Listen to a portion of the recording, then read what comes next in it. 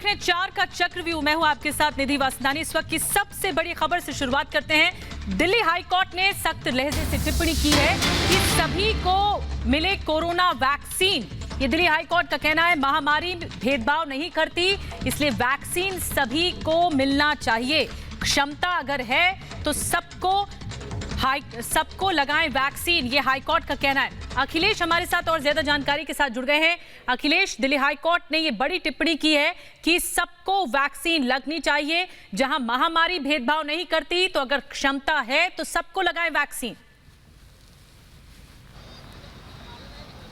बिल्कुल निधि, और चिंता भी इस बात पर जताई है दिल्ली हाईकोर्ट ने कि 44 लाख वैक्सीन आखिर कैसे बर्बाद हो गई।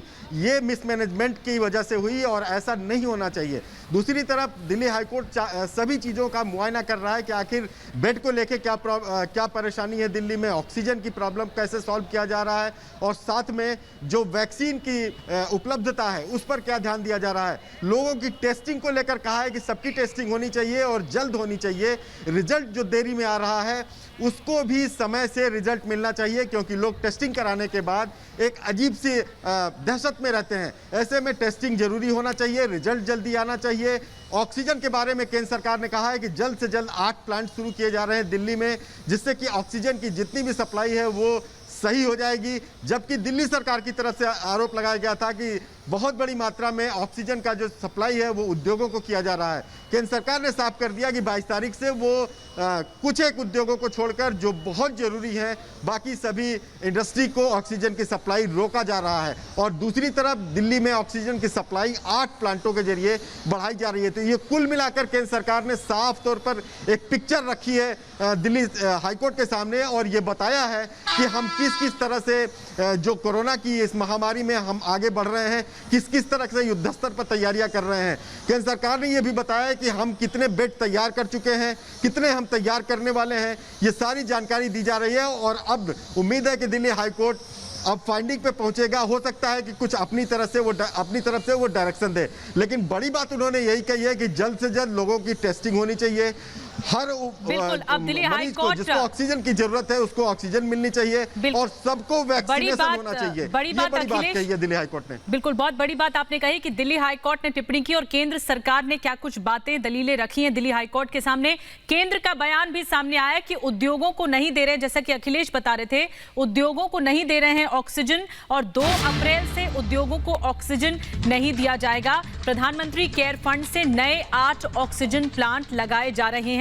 अखिलेश, जैसा कि आप बता रहे थे कि ताकि देश में किल्लत ना हो ऑक्सीजन की, इस वक्त सबसे बड़ी लड़ाई सांसों की है, जिंदगी की है, तो ऐसे में ऑक्सीजन की सप्लाई सुचारू रूप से जारी रहनी चाहिए।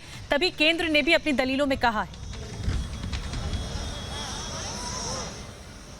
बिल्कुल, केंद्र का कहना था कि हमने आनन फानन में जिस तरह से कमी का सामना करना पड़ा, अचानक इस तरह का सामना करना पड़ा, इस महामारी का अचानक इतनी बड़ी संख्या में लोग हॉस्पिटल्स में आ गए, व्यवस्था चरमरा सी गई, लेकिन उस दौरान भी हमने लगातार अपना काम किया। ऑक्सीजन को लेकर काम किया, बेड्स को लेकर काम किया, वैक्सीनेशन को लेकर काम किया, और जितनी भी सैंपलिंग हो रही थी, जांच को लेकर काम किया। ये सारे आंकड़े हाईकोर्ट के सामने केंद्र सरकार ने रखे हैं और सिलसिलेवार तरीके से बताया है कि जो भी इस तरह से बड़ी संख्या में आपने देखा 2.5 लाख की संख्या आ रही है पूरे देश में, 25,000 दिल्ली में आ रही है, उसको लेकर सरकार ने पूरा भरोसा दिलाया दिल्ली हाईकोर्ट को कि हम लगातार बेड का भी इजाफा कर रहे हैं, लगातार हम ऑक्सीजन पे भी काम कर रहे हैं।